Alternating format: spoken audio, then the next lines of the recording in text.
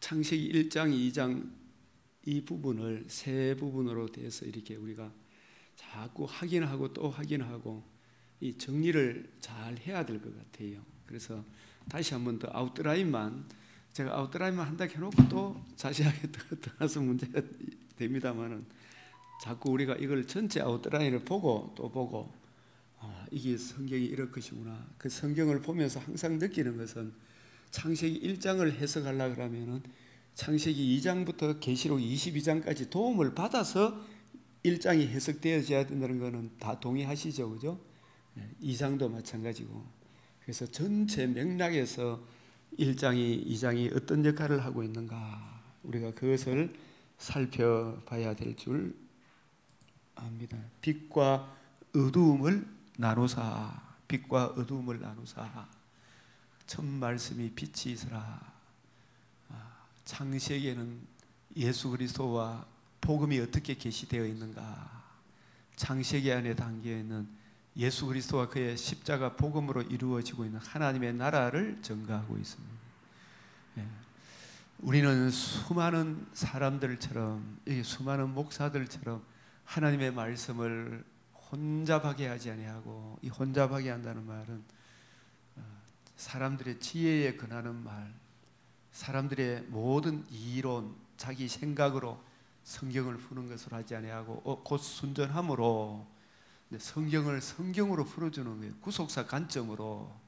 우리가 이 구속사 관점이 얼마나 중요한가, 이걸 보면 볼수록 이 구속사 관점은 항상, 구속사 관점은 우리가 생각해야 될 게, 바울은 어떻게 성경을 구속사 관점으로 풀게 되었는가, 엠마오로 가는 두 제자는 어떻게 구속사 관점으로 성경을 풀게 되었는가, 예수님의 12사도와 500의 형제들도 마찬가지겠지. 어떻게 구속사 관점으로 풀게 되었는가. 그것은 예수님이 부활하시고 난 이후에 엠마오로 가는 두 제자에게 이루어져야 하리란 말이 이것이라. 구약 성경을 주님께서 이루신 복음 중심으로 구약을 풀어줌으로, 그 관점으로 누가도 근원부터 집에 와서 자세히 살펴서 기록한 것이 누가복음이고 사도행전 아닙니까? 바울도 어떻게 구속사 관점으로, 바울, 오늘부터 우리가 고린도후서를 맥체인을 보게 되는데, 오늘 서론 부분만이라도 여러분들이 꼭 한번 읽어보시길 바랍니다. 고린도후서, 오늘 전체 맥락을 이렇게 쭉 정리하는 고린도후서 이 부분을 우리가 쭉 살펴보면, 고린도후서 내용 어떤 관점에서 쓰게 되었는가, 바울의 가장 큰 도전을 받은 것이 사도성에 대해서 도전을 크게 받았잖아요. 그래서 자기가 사도된 표를 삼청천에, 사도의 두 가지 조건이 뭐였어요? 부활의 목격자여야 하고 직접 가르침을 받아야 된다 그랬잖아요. 마띠아 뽑을 때, 그죠? 마띠아 뽑을 때. 근데 부활의 목격자는 인정하겠는데 직접 안 가르침 받지 않았느냐.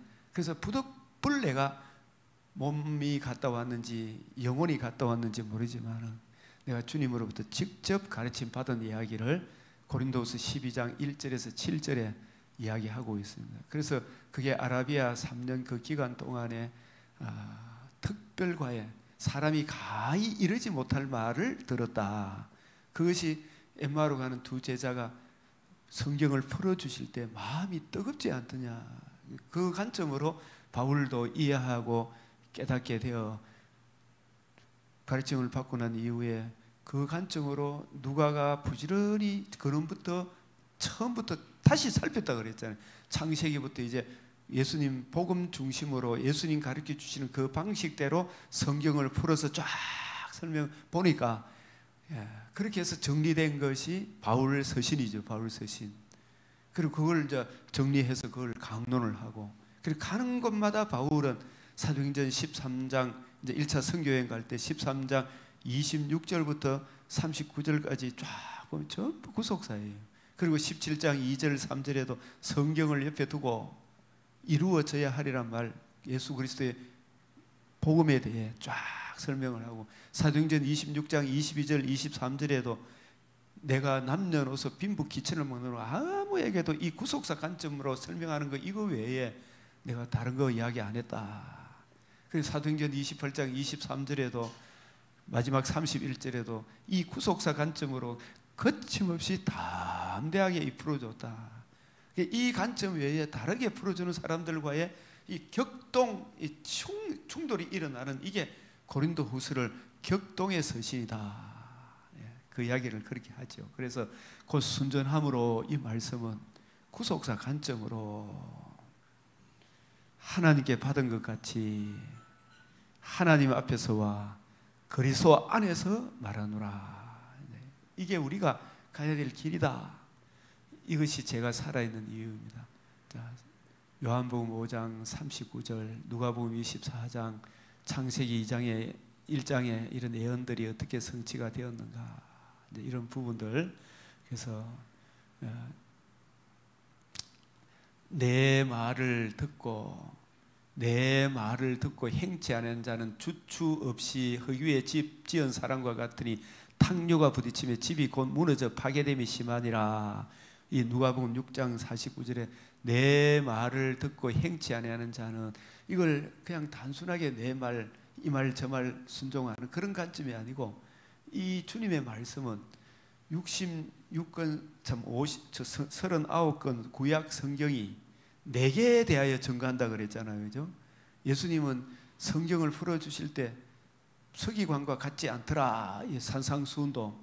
이 전부 다 예수님 풀어주는 것은 구속사 관점으로 성경을 풀어주시는 주님의 성경관을 말이에요.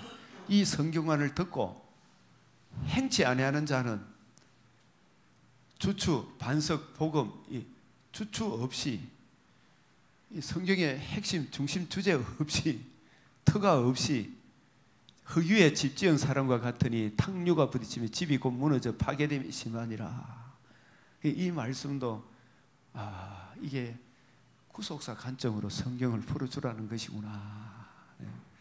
예를 든다면 계시록 3장 20절에 볼지어다 내가 문 밖에 서서 두드리노니 누구든지 내 음성을 듣고, 그런데 그 음성이 이 성경이 내게 대하여 구속사 관점으로 풀어주는 주님의 음성을 듣고 풀어주면 거기서 예수가 누구신지, 왜 오셨는지, 우리를 위하여 복음을 이루시고 복음을 듣고 믿음으로 우리가 하나님의 자녀가 된다, 거듭난다, 이걸 깨닫게 될 거 아닙니까? 이 구속사 관점으로 성경을 풀어주는 이걸 안 듣고 라오디게아 교회는 벌써 다른 복음, 다른 예수, 다른 영, 여러 가지 엉뚱한 설교를 라오디게아 담임 목사가 해댔다는 이야기죠.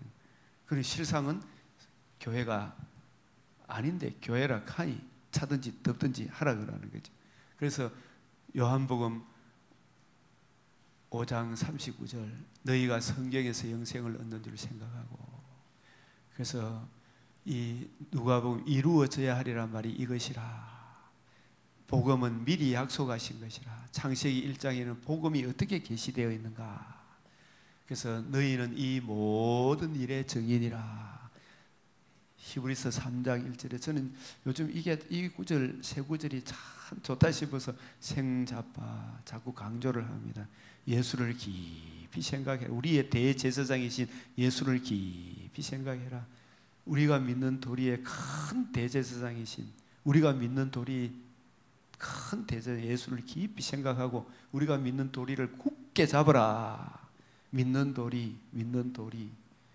그리고 바라보자. 우리를 온전하게 하신 이 예수를 바라보자. 우리도 이렇게 믿는 도리를 굳게 잡고 가도 여러 가지 환난 핍박이 오더라도 예수는 그 앞에 있는 즐거움을 보고 십자가를 참으셨듯이 우리도 이 십자가 복음만을 전가하면 여러 가지 도전이 오고 사람을 조롱하기도 하고 멸시하기도 하고 막 도전이 오지만, 그러나 이 십자가 끝까지 견뎌 변함없이 주님을 사랑해야 안 되겠어요. 생자빠, 너희, 이런 부분들. 그래서 이런 부분들에 대해 이런 성경 구절을 일일이 우리가 다 찾지는 않더라도 이 전체 이 맥락, 그래서 이게 하나님 창세기 1장을 통해서 말씀하시는 중심 주제, 창세기의 첫 말씀이 빛이 있으라. 이 빛은 무슨 빛입니까? 2절에는 흑암만 있었는데 3절에는 빛만 있어야 하지 않습니까? 빛과 어두움을 나누셨다는 의미를 알고 싶습니다. 이걸 자꾸 염두에 1장, 2장이 좀 터가 좀 제대로 해석이 되어야 그 다음에 나아가는데도 참 좋겠다 생각이 드는 거예요. 그래서 복음이 이런 부분들을 예수 그리스도 그의 복음을 믿는 자와 믿지 않는 자의 이런 영적 상태를 우리에게 증거해 주기 위해 우리의 이 혼돈 복음이 어디서부터 시작이 되었겠는가, 이걸 창세기 1장 2절 3절에서 미리 이야기하고 있구나, 이걸 봐야 되겠죠. 그래서 복음이 비치기 전에 우리 심령 상태를 성경이 어떻게 이야기하는가, 복음의 빛이 비추어지는 것이 어떻게 가능하게 되었는가. 하나님의 구원 계획은 만세전에 정하신 것입니다. 영원부터 만물을 창조하신 하나님 속에 감추어졌던 비밀의 경륜이 어떠한 것을 드러내게 하려 하심이라. 성경은 천지 창조, 이 창조하셨다는 이런 말씀하지만 이 창조가 어떻게 되었는가, 창조의 비밀이 노아의 홍수는 역사적 사실인가 아닌가, 이런 주제보다도 진짜 성경이 이야기하고자 하는 것은 죄인을 구원하시려는 하나님의 구원 계획을 계시하는 계시의 책이다. 하나님의 구원 계획, 하나님의 구속의 경륜, 알파와 오메가, 이걸 계시하는 책이다. 이 점을 놓쳐서는 안 된다는 이야기죠. 만약에 노아 홍수 이런 것을 과학적 사실로 증명하려고 하면 이 성경은 노아 홍수가 역사적 사실임을 증거하는 책이다, 이런 이야기를 했을 때 그런 이야기는 전혀 없잖아요. 그래서 그런 건 그냥 믿으면 돼요. 믿음. 그래서 오직 은밀한 가운데 있는 하나님의 지혜를 말하는 것으로 감추었던 것인데, 하나님이 우리의 영광을 위하여 만세전에 미리 정하신 것이다. 이 하나님의 알파와 오메가가 성경 전체에 딱 중심을 딱 지키고 있으면서 그 뿌리, 그 깊이, 넓이, 높이를, 길이를 더해가고 있죠. 그래서 이 지식이 내게 너무 기이하니 높아서 내가 능히 미치지 못하나이다. 이 성경을 보면 볼수록, 맥체인을 통해서 제가 놀라운 것은 보면 볼수록 새롭고 이 말씀이 그 말씀이었구나, 이 말씀이 또 이런 말씀이었구나, 이게 자꾸 더해가더라고요, 이런 부분이. 그런데 너무나 일관성이 있고 통일성 있게 연결이 되는구나. 깊도다 하나님의 지혜와 지식의 풍성하며, 첫 창조 당시에 하나님 속에는 이미 하나님의 오메가의 구원 계획이 담겨 있었구나. 성경은 이렇게 시작이 됩니다. 태초에 하나님이 천지를 창조하시니라. 땅이 혼돈하고 공허하며 흑암이 깊음 위에 있고.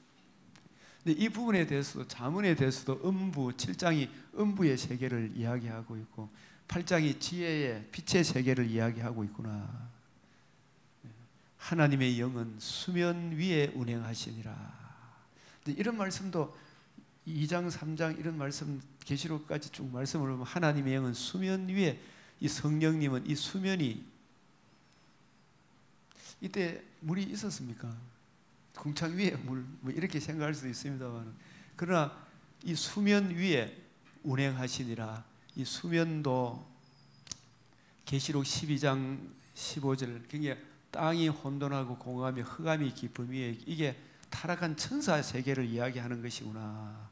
이렇게 보게 되면 천사들이 하나님에 대해서 도전하는 그 쏟아놓는 말들이잖아요. 그 계시록 12장 15절에 보면 어떤 이야기가 있어요? 뱀이 그 입에서 물을 강같이 토해낸다. 계시록 9장 19절, 17절에 19절에서 그 입에서 불과 연기와 요항이 나온다. 혼동, 공허, 흑암으로. 그리고 에베소서 4장 13절에 시대 풍조에 하나님의 백성들이 떠내려가지 않도록 이 세속과 마귀의 입에서 나오는 온갖 하나님이 없다 하는 그 사상에, 하나님이 없다, 하나님 앞에 하나님을 대적하는 그런 사상들이 하나님의 영이 그들과 함께 할 수가 없다.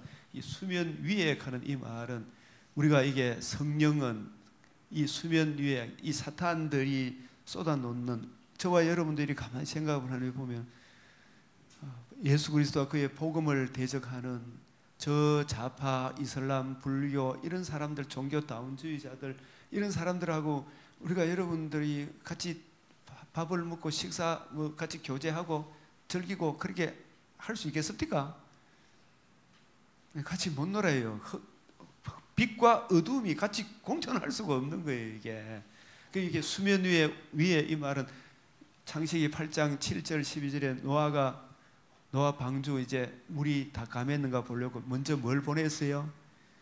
까마귀를 보냈죠. 까마귀는 왕래했죠. 근데 비둘기를 내보내니까 어떻게 했어요?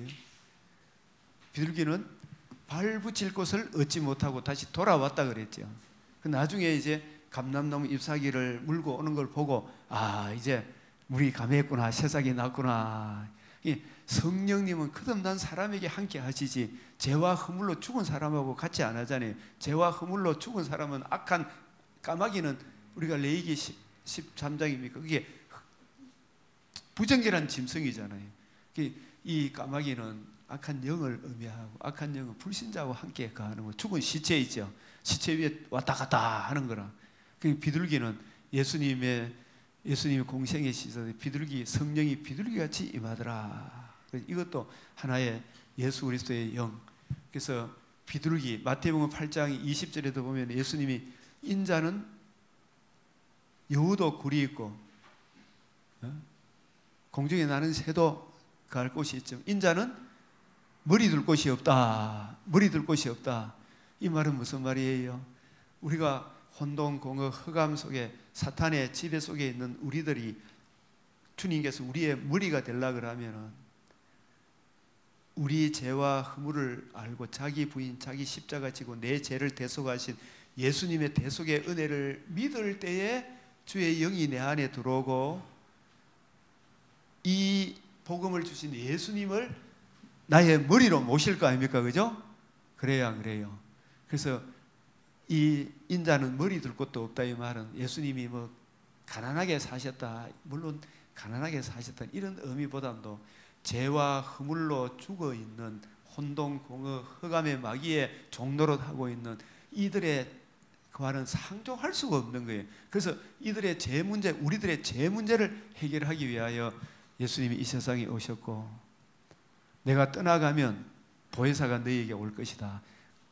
우리가 안고 있는 이 죄악의 문제를 자신의 몸을 단번에 들이시고 살아나심으로 영원한 의의를 이루셔서 그 의의를 우리가 듣고 믿음으로 칭의를 얻을 때 성령의 인침을 받죠. 그래서 성령이 있으니까 예수님을 나의 주, 나의 하나님, 나의 머리로 모시는 거예요. 그래서 거듭나지 못한 불신자의 심령 상태를 이렇게 표시하는구나. 하나님의 영은 수면 위에 운행하시니라. 하나님을 대적하는 사람들 같이 있을 수가 없는 거죠. 그래서 우리 죄 문제, 그래서 우리가 계시록 1장 5절 땅의 임금들의 머리가 되신 계잖아요. 그죠? 그 땅의 임금들은 땅에서 왕노릇하는 땅의 왕들, 예수 그리스도의 마음을 본받아 주님의 은혜 안에 살아가는 성도들이 땅의 왕들이구나. 이걸 우리가 알게 되는 거예요. 땅의 임금들의 머리. 그래서 하나님의 영은 수면 위에 운행하시니라. 그래서 이런 타락한 천사의 이런 세계들에 대해서 이런 성경 구절들을 쫙 종합적으로 이렇게 보면 1장 2절 3절은 이 구속사 관점으로 해석을 해야 되겠구나. 저절로 이런 해석이 나오는 거예요. 이거 보게 되면. 그래서 하나님이 빛과 어두움을 나누사 이 타락한 천사 사탄과 음부의 세계, 이사야 14장 14절이 뭐예요? 우리 이런 구절들은 여러분들이 다 기본적으로 머리에 정리를 해보면 이걸 알고 1장 2절 3절을 보면은 이게 이렇게 봐야 되겠구나 이 생각이 드는 거예요. 그게 뭐냐면 사탄과 음부의 세계를, 사탄이 우리가 사람을 창조하기 전에 영적인 존재인 천사를 먼저 창조했겠죠. 이사야 14장 14절에 내가 절대자와 비길이라. 사루 2장 4절은 자기를 보여 하나님이라 한다. 이 자기를 보여 하나님이라고 하는 인간들이 많잖아요. 지금도. 그죠? 이 원래 타락한 땅이 혼돈하고 흑암이 깊음 위에 있다. 이 사탄의 사주를 받아서 그렇구나. 이걸 우리가 짐작할 수가 있는 거예요. 그래서 골로새서 1장 13절에 뭐라 그랬어요? 흑암의 근세에서 우리를 건져내사. 유다서 1장 14절에 타락한 천사를 가두었던 캄캄한 어두움의 세계를 음부라 그러죠. 음부. 유다서 1장 13절에, 이사야 8장 22절 23절에 이리 봐도 저리 봐도 캄캄한 어두움밖에 없다. 요한복음 5장 28절 무덤 속에 갇힌 자가 주의 음성을 들을 때가 온다. 그런 거 있죠. 그래서 이게 흑암의 근세, 사탄의 근세에 매여 있는 불신자를 실장 영적인 관점에서 보면 어디에 갇혀 있는 것과 같다? 무덤 속에 갇혀 있는 것과 같다. 주의 음성을 들을 때가 온다. 그 에스겔 37장 12절 바벨론 포로의 자력 구원에 불가능성 노예 생활을 하고 있는 바벨론 포로를 바벨론에 끌려가 있는 이스라엘 백성을 무덤 속에 갇힌 자라. 이렇게 생기가 들어간다. 생기에게 대언하니까 하나님의 말씀을 듣고 그들이 나오는 거, 이걸 통해서 흑암의 근세에서 벗어나는 중생에 대한 이야기죠. 에스겔 37장 12절.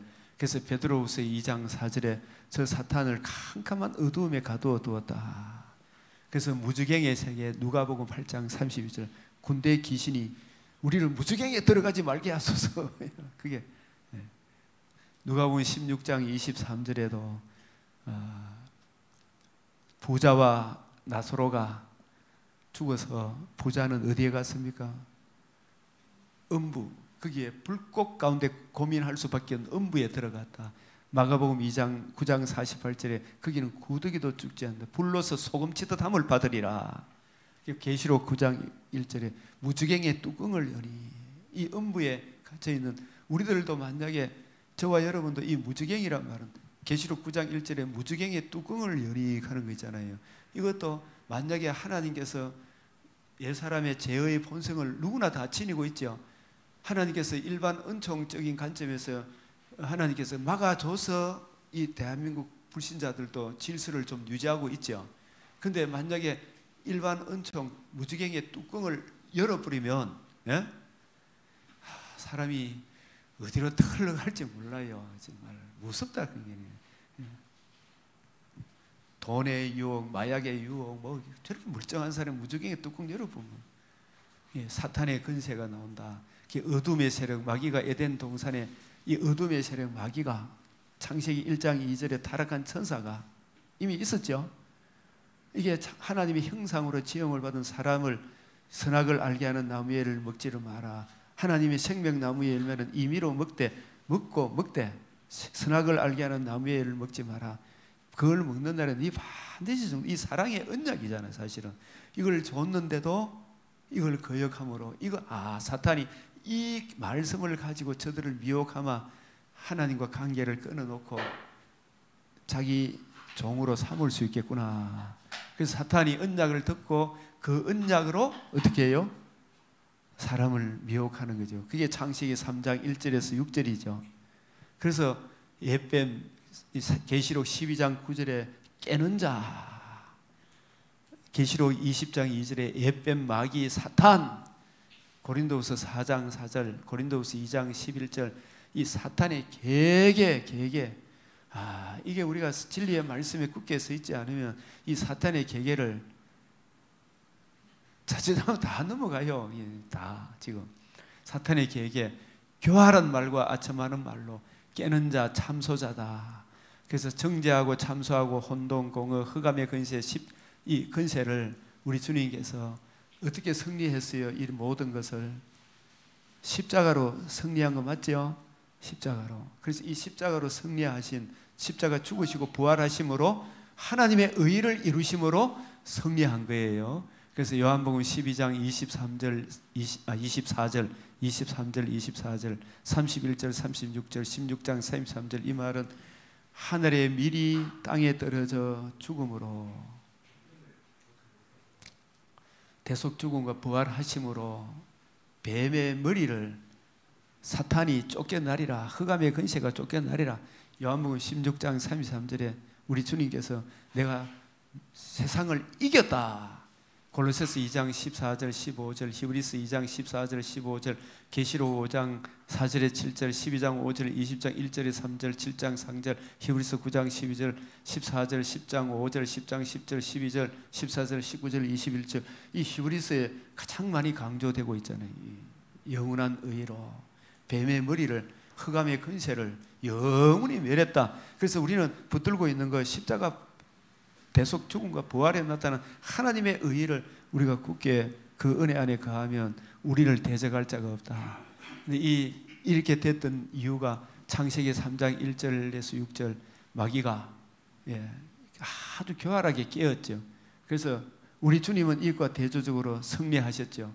로마서 5장 12절 21절, 고린도 15장 45, 47절 이렇게 우리 주님께서 승리하셨다. 마귀의 유혹을 이기고 의로운 분으로서 자신의 몸을 들이시고 영원한 속죄를 이루시고 살아나심으로 하나님의 의를 이루셨다. 그래서 이 부분에 대해서 예레미야 2장 5절 13절에 네가 청년의 인애와 신혼 때의 사랑을 잃어버렸다. 두 가지 악이 뭐예요? 생수의 근원을 버린 거. 생수의 근원은 나중에 창세기 3장에 2장에 세 번째 이거 나오겠습니다만 이 생수 에덴 동산의 네 강은 어디서부터 흘러나와요? 에덴에서 흘러나오는 에덴의 생명수의 근원은 생명나무예요.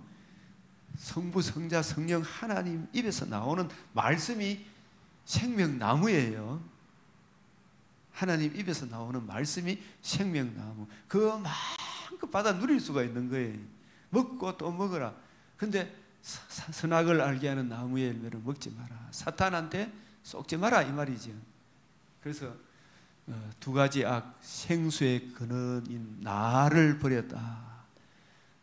그리고 터진 웅덩이를 택했다. 이 말은 사탄을 따라갔다는 이야기죠. 이 터진 웅덩이를 따라가면 거기에는 남는 게 없어.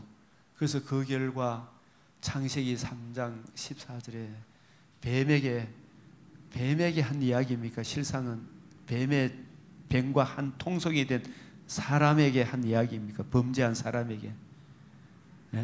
창세기 3장 14절 뱀에게 이르되 너는 종신토록 흙을 먹는다. 이 흙을 먹는다는 말은 바로 창세기 18장 3장 18절에 가시와 은근키를 낸다. 이게 디모데전서 3장에 보면은 사람의 영적인 이 심령 상태를 부모를 거역하며 무정하며 사나우며 이런 음란, 부정, 사욕, 탐심 이런 것들이 가시 은근키 아니겠어요? 예레미야 17장 13절에 땅에 기록이 된다.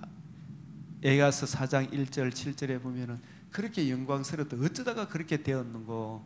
로마서 1장 18절 32절에 보면은 인간의 재성을 쫙 열거해놨잖아요. 이 근원이 어디서 왔느냐? 이 마귀로부터 신거해진 것이 마귀를 따라가니까 이걸 물려받았구나. 내 사랑하는 자. 그래서 이제 우리가 구원받은 우리들에게 요한복음 4장 13절 14절에 사마리아 여인에게 내게는 너희가 알지 못하는 생명수가 있다. 야고보서 1장 13절 16절에 속지 마라. 각양 좋은 은사와 온전한 선물이 빛들의 아버지께로부터 온다.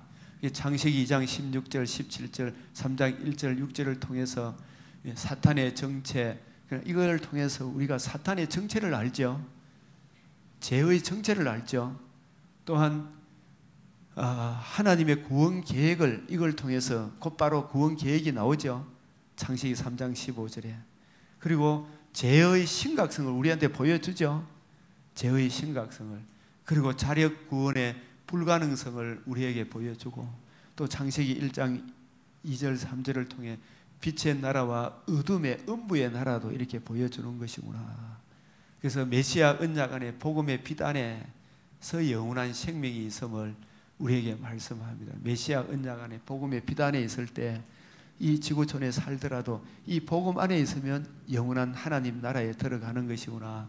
창세기 3장 15절, 창세기 8장 20절, 22절, 22장 17절, 18절, 사무엘하 7장 11절, 16절. 이게 이제 메시아 언약의 핵심 아닙니까? 이 부분이 구약에 요 부분 창세기 3장 15절, 8장 20절, 22절, 22장 17절, 18절, 사무엘하 7장 11절, 16절 이게 구약의 메시아 언약의 핵심입니다. 이 언약을 이루실 마태복음 1장 1절에 그 언약을 이루실 아브라함의 자손 하나님의 아들 그리스도의 족보라 이렇게 나오면서 예수님이 너희는 나를 누구라 하느냐 이 복음이 메시아 언약의 완성이 뭐예요?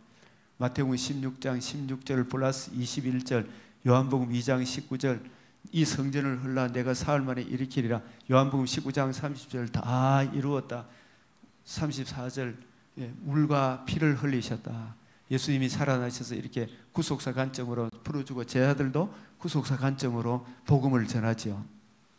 그래서 그 구원의 복음을 듣고 믿음으로 우리 안에 성령의 인침이 되고 내가 주님 안에 주님이 내 안에 그래서 그리스도와 합하는 자는 주와 한 몸이다. 고린도 6장 17절에 그래서 너희는 세상의 빛이다.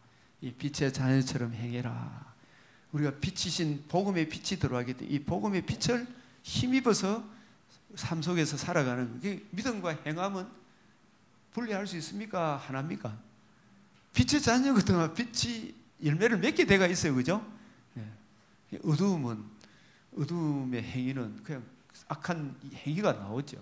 그래서 아들의 나라, 빛의 자녀들처럼 단정히 행하라. 빛의 갑옷. 그래서 이렇게 이미 사람 창조하기 전에 빛과 어두움이 나누어 있었구나. 사탄의 세계와 하나님의 나라의 세계가 있었구나. 그 악한 타락한 천사가 에덴 동산에 침투하여 하나님의 형상으로 지음을 받은 사람을 미혹해서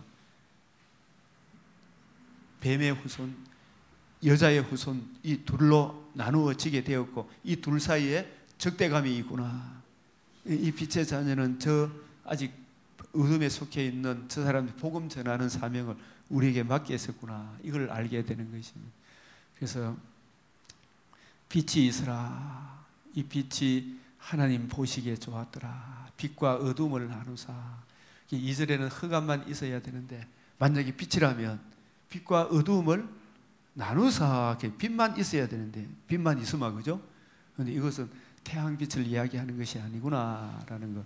그것을 읽으면 내가 그리스도의 비밀을 깨달은 것을 너희가 알 수 있으리라.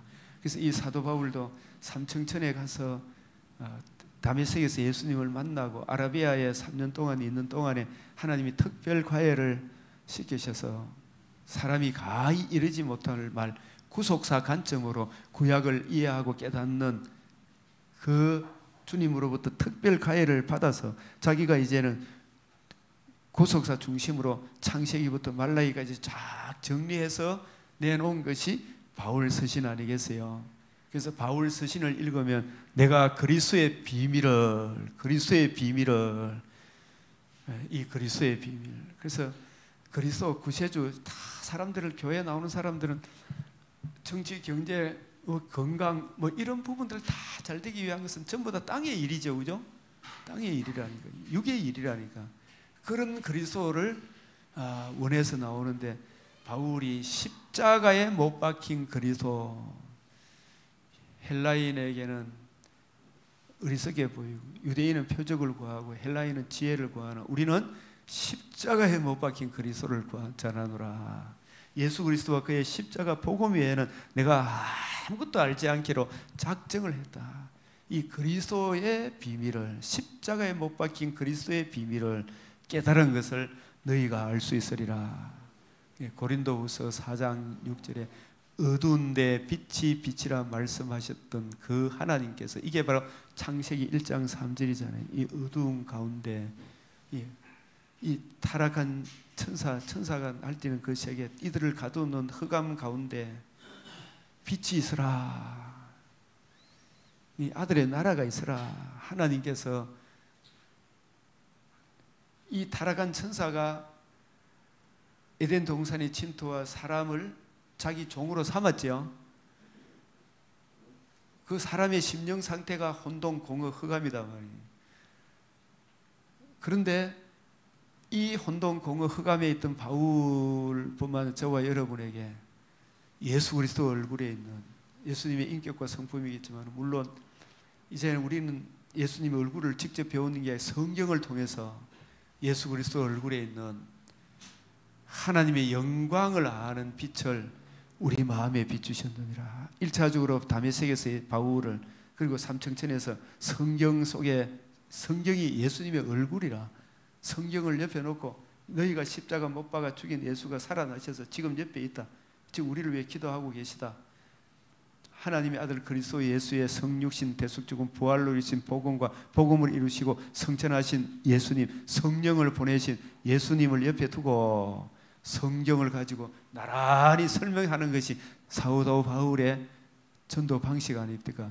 그래서 그 예수 그리스도 성경에 담겨있는 예수 그리스도의 영광, 하나님의 영광, 하나님의 영광, 우리가 죄와 허물로 죽었던 우리가 하나님의 자녀가 되고 자녀된 우리가 육신의 장막집을 떠나는 날 천국에 들어가게 되고 재림의 그날에 진짜 하나님의 영광이 있는 둘째 부활의 몸에 참여하는 그 영광을 아는, 알려고 그러면 빛을 받아야 되죠. 그 흑암의 근세, 죄의 근세를 물러가게 하는 복음의 빛을, 복음의 빛을 우리 마음에 비추셨느니라. 이렇게 되는 거예요. 그래서 창세기 1장과 요한복음 1장의 오묘한 대조를 봐라. 태초에 말씀이 계시니라. 창세기에는 하나님이 가라사대 만물이 그로 말미암아 지은 바 되었으니 말씀으로 참빛 곧 세상에 와서 각 사람에게 비치는 빛이 있었나니 창세기에 빛이 있으라 하신, 이제 혼돈 공허 흑암의 이 세상 속에 빛이 있었으니 누가 오셨다는 이야기입니까? 참 빛이신 하나님의 아들 그리스도가 오셔서 뭘 이루었어요? 혼돈 공허 흑암을 물러가게 하는 복음의 빛을 이루셨죠, 그죠? 그 복음의 빛을 이루신 예수 그리스도를 영접하지 아니하였으나, 세상 사람 영접하지 아니하였으나 복음을 이루신 예수 그리스도를 영접하는 자, 영접하지 아니하는 자, 영접하는 자, 이 둘로 벌써 나누어집니까? 안 나눠집니까? 예수님의 복음을 중심으로. 창세기에서는 원복음을 중심으로 나눠지죠. 가인과 아벨, 가인의 계통, 아벨 계통으로 나누어집니다. 창세기 빛과 어둠을 나누사 믿는 자들에게는 하나님의 자녀가 되는 근세를 주셨으니, 그래서 이 영접하는 자, 곧 하나님의 아들 그리스도 예수를 믿는 자들은 예수님이 다 이루었다 하신 복음에 나타난 하나님의 의를 믿는 자들에게는, 그 의를 주신 예수를 구주로 영접하는 자들에게는 하나님의 자녀가 되는 근세를 주셨으니, 구약 시대는 어떤 상태였습니까? 이 인간의 이런 죄악의 상태를 심히 부패하고 가정한 자력 구원의 불가능성을 이야기해 주는 상태 아니었어요. 오직 너희 죄악이 너희와 하나님 사이를 갈라놓았다. 이 죄악이 창세기 3장 1절에서 6절에서 시작이 되죠. 창세기 3장 1절에서 이 죄악이, 그래서 너희와 너희 하나님 사이를 갈라놓았다. 그래서 하나님은 거룩하신 빛이시기 때문에 빛과 어둠이 공존할 수가 없어요, 이 몸을 갖고 있는 동안에. 그래서 갈라놓았다. 그래서 복음이 뭐냐? 하나님의 공의 앞에 우리를 세우기 위한 하나님의 사랑이 복음이다, 이래 보면 되겠죠. 그래서 이 제약의 성소의 휘장을 성전을 통해서 제일 잘 보여주잖아요. 이 성소의 휘장은 지성소에 하나님이 계시고, 이 우리가 인간이 여기 하나님께 나아가기 위해서 이 제약 때문에 못 가는데 1년에 대속죄일, 속죄일 중에 속죄일, 안식일 중에 안식일이 대속죄일 아닙니까? 대제사장이 1년에 한 번씩 들어가는 길인데 너희 죄가 그의 얼굴을 가리어서 듣지 않으시게 하려 함이라. 그래서 이 죄악의 문제를 주님께서, 이 성소의 휘장은 두 가지 면이 있다 그랬죠. 첫째, 우리 끈질긴 말 3마리가 이쪽에서 잡아 당겨도 찢어지지 않을 정도로 끈질긴 죄악. 사실 우리 이 죄악의 이 문제는 정말 어떤 것으로도 해결 방법이 없어요. 그런데 이 죄 문제를 이 성소의 휘장을 뭐로 만들어요? 청색, 자색, 홍색, 가늘게 꼰 배실. 이것은 누구의 인격을 이야기합니까? 예수님의 인격과 성품. 아주 고운 주님의, 거룩하신 주님의 성품. 그 주님이 우리 끈질긴 제 문제를 친히 짊어지실 때가 언제였어요? 십자가 달리실 때잖아, 그죠? 예, 희장도, 예, 희장도, 희장이 그렇게 만들었어요. 희장은 곧 그의 누구의 육체다? 예수님 육체죠. 이 육체가 아무나 죽을 때 찢어집니까? 죄가 없는 분이 죽을 때 찢어집니까? 죄 없는 청색, 자색, 홍색, 가늘게, 꼰색, 꼬늘게, 뿅실, 이게 예수님 인격과 성품을 이야기해. 이게 죄가 없는 분, 흠이라고는 조금도 없는 우리 주님의 성품을 이야기해요. 예, 예, 예, 예. 신성과 인성을 가지신, 존귀하시고 거룩하신, 흠이라고는 조금도 없는 그분이 하나님과 우리 사이를 막고 있는 심히 부패하고 가정한 죄를 예수님이 저주받아 주거든요. 그 저주는 누가 받아야 될 저주예요? 우리가 받아야 될 저주를 죄 없는 분이 친히 담당하심으로 하나님이, 예수님이 담당하시는 그 화목 제물을 보고 하나님이 크게 기뻐하신 거예요. 사실은 만족하셨어요. 우리 죄 문제를 청산하겠대요.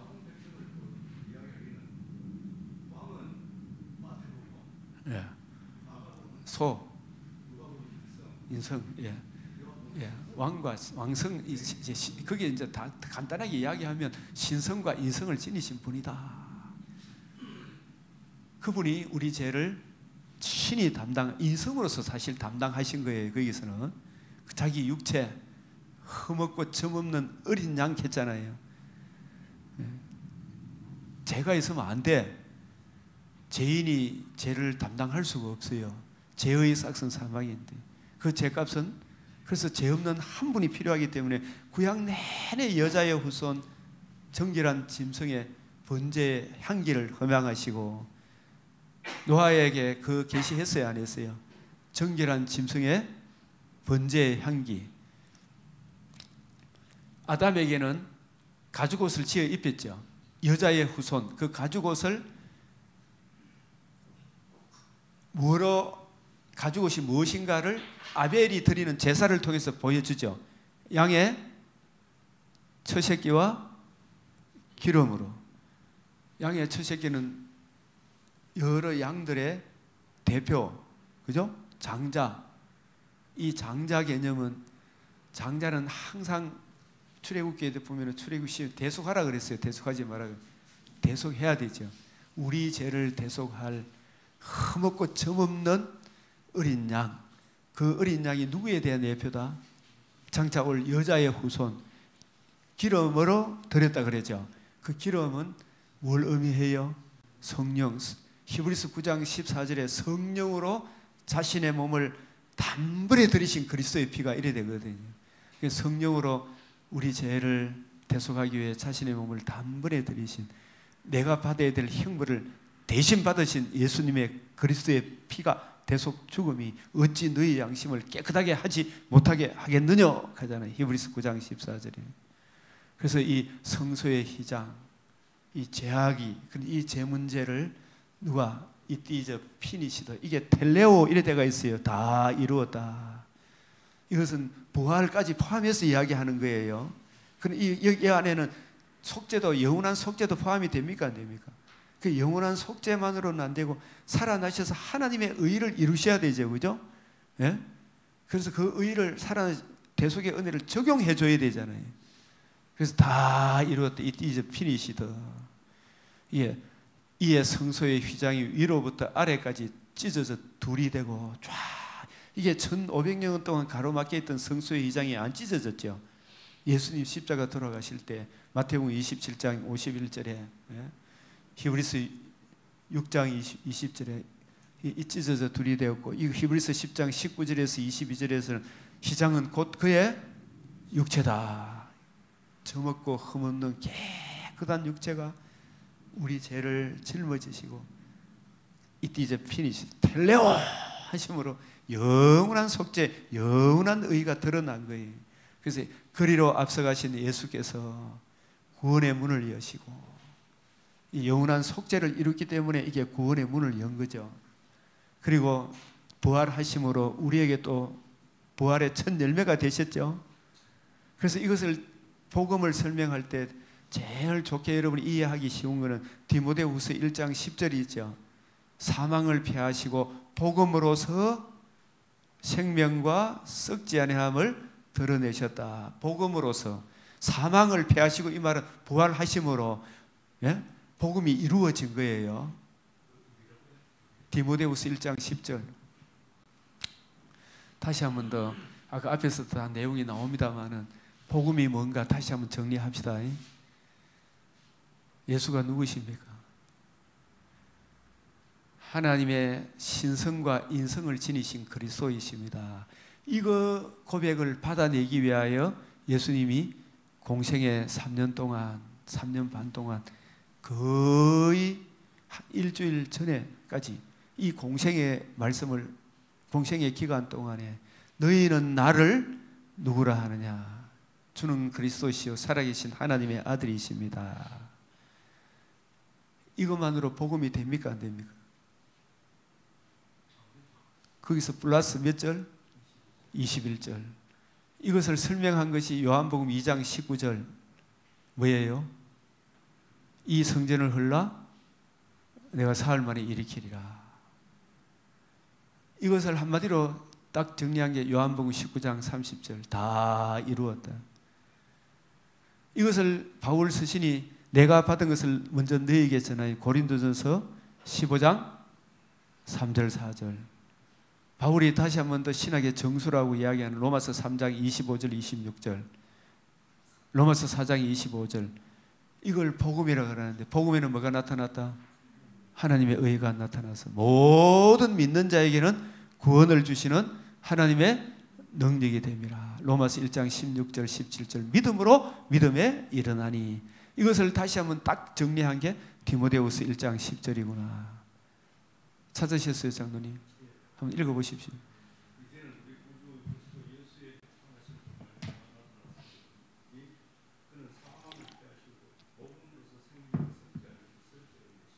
예. 나타나심으로 말미암아 나타났으니 이루어져야 하리란 말이, 이것이 나타났어요. 그죠? 성육신 하심으로, 복음을 성취하심으로 나타났어요. 사망을 패하시고 복음으로서 생명과 썩지 아니함을 드러내시. 이 생명은 구원의 문을 연 거죠. 그리고 썩지 아니함은 둘째 부활의 문을 여는 거 맞죠? 부활의 첫 열매가 되셨다. 그렇게 이해를 하시면 되겠습니다. 그래서 비로소 이 지구촌에 살던 흑암에 행하던 모든 백성이 큰 빛을 보았고, 이것은 이사야 시대에 미리 예언한 거지만 누가복음에 위로부터 떠오른 해가 떠올라서 온 백성이 큰 기쁨에 좋은 소식, 이게 큰 빛을 보고 사망의 그늘진 땅에 거주하던 자에게 빛이 비치도다. 이 복음의 빛을 말하는 거죠. 그래서 하나님 보시기에 좋았더라. 4장 8, 이사야 8장 마지막 절 흑암 흑암 흑암. 이사야 9장 첫 절이 흑암이 없으리로다. 이런 걸 생각하면 참 자유 대한민국 조선 땅에 복음이 오기 전에, 제가 얼마 전에 여러분 성주에 태실 그런 데 가봤어요. 들어봤어요? 태실. 왕들의 아들을 낳아마 태반이 있을 거 아닙니까? 그 태반을 모아서 산소처럼이잖아요. 묘시 놓는 데가 태실이라. 태실. 세종대왕의 아들들의 태를 모아놓은 데가 성주에 있더라고요. 세종대왕의 아들 자녀들의 태실 19명이라고요. 19명. 근데 그걸 하려고 하면은요, 연인은 4,000명이 더 온대였다 그러더라. 그게 봉계는 다 좀 명당이라고. 진짜 내가 봐도 이 명당이다 싶을 정도로 좋더라고. 이러 보니까 한번 가보시죠 거기. 근데 그걸 보면서 진짜 속에 천불이 나더라고요. 얼마나 왕이고 뭐고 백성들이 이 진짜 혼동공허 흑암에 매였으니까 태를 묻어두면 자사손손 지대에 잘 된다고 그 태를 묻어둬가지고 지혜 하나 잘 되려고 얼마나 얼마나 백성들을 괴롭혔어요. 그죠? 그러니까 왕이고 뭐고 복음의 빛이 없으니까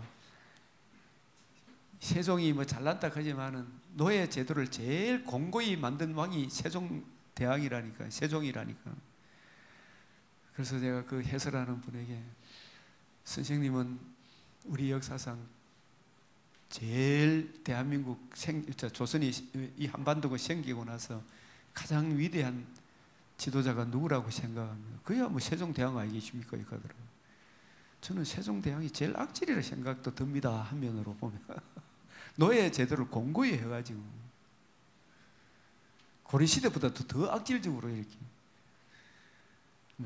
그걸 만들고 뭐 만들고 다 영웅화해서 그렇지, 진짜 우리나라를 선생님이 지금 이렇게 잘 먹고 잘 살고 저도 이런 여기 오기 여행도 오게 되고 이렇게 하는 것은 혹시 이승만에 대해서 알고 계십니까? 그 사람 독재입니까? 그러더라고. 독재자로 알고 있는데 그분은 세종의 형님 양녕대군의 16대 손으로서 이 땅에 이리 봐도 저리 봐도 혼동, 공의, 흑암밖에 없는 이 나라에 한성 감옥에서 십자가 지신 예수님을 만나고 참 빛이신 예수 그리스도가 그의 복음으로 이 나라가 세워져야 이 민족 전체가 잘 살게 되겠구나. 그걸 깨닫고 성경책에 손을 넣고 기도로 시작하여 대한민국을 자유 대한민국을 건설함으로 선생님과 제가 이렇게 오늘도 북한처럼 끼니 걱정 안 하고 살게 되었습니다. 이 이승만 대통령을 기억하시옵소서. 그러니까 막 대들더라고. 놀랍더라고. 그것도 보면 대들도 할 수 없지만 제가 진리를 이야기했습니다. 그거 하지. 한번 생각해 보라고. 이리 봐도 저리 봐도 우리나라에 흑암밖에 안 없었습니까? 그거 아셔야 안 됩니까? 땅을 굽어봐도 환난과 흑암과 고통의 흑암뿐이니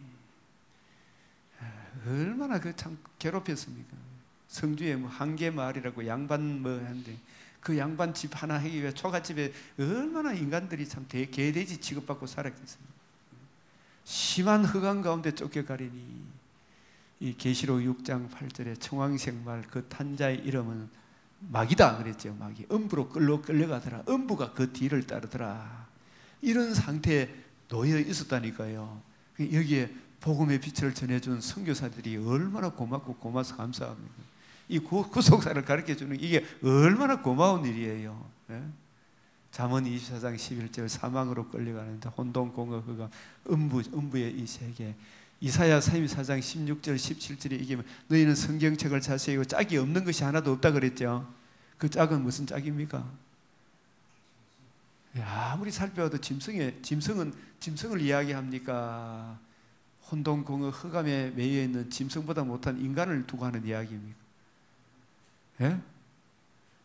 짐승보다 못한 인간을 에돔 족속이 있죠, 그죠? 그와 더불어 함께 사는 하나님 나라를 대적하는 불신자들을 짐승에 비유를 해요. 예? 불신자를 이야기하는 거예요. 그 사람들이 하나도 남김없이 다 지옥불에 쳐넣어본다. 계시록 18장 2절하고 같은 말씀이에요. 이 말씀을 이사야 34장 14절에 16절 10절 계시록 18장 2절하고 같은 말씀이에요. 이게 거기는 구더기도 죽지 않는 불로서 소금 치듯 함을 받으리라. 한 사람도 빠짐없이 다 쳐넣어보는 거예요. 지금 그 이야기를 하는 게 이사야 34장 16절 17절 짐승을 거기에 쳐넣는 거 아니에요. 이게 불신자를 쳐넣는 거예요. 불신자. 짐승들은 새로운 형상을 입을 거예요. 영광의 자유의 몸을 입는다니까. 짐승은 서로 물고 죽이고 하는 그런 거 벗어난다니까요. 하나님의 아들들이 부활의 몸을 입는 그날에 피조만물은 썩어지며 종도로 다 해방돼야 안 돼요. 예? 짐승이 그 지옥 가는 거 아니라니까요. 전에 고통받던 자들에게 흑암이 없으리로다. 이방의 갈릴리를 흑암의 근세에 매여있던 이방의 갈릴리, 이 조선의 땅을 우리나라에 생각해 보면 영화롭게 하셨느니라. 그래서 우리가 정말 이 구속사를 이해하고 깨닫고 진리를 구하고 정의를 행하는 저와 여러분 한 사람 한 사람이 이 나는 얼마나 중요한가 이걸 절실히 느끼는 거예요. 그 한 사람으로 인하여 나라의 은혜를 베풀어 주시겠다. 예. 예, 장로님 할 말이 있습니까?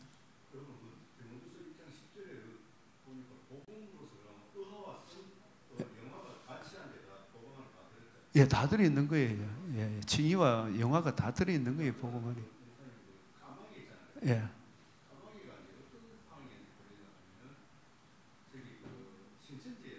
예?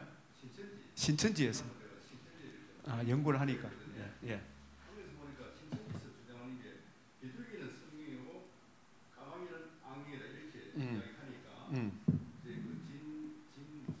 예. 진 목사님. 예. 예. 예. 예. 예.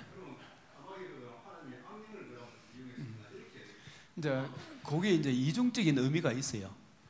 까마귀를 했다 했을 때 그 피조물로서 하나님이 까마귀를 통해서 먹여 주셨다 이렇게 보면 되고, 까마귀도 하나님 보시기에 그 까마귀 자체는 좋은 거예요, 나쁜 거예요?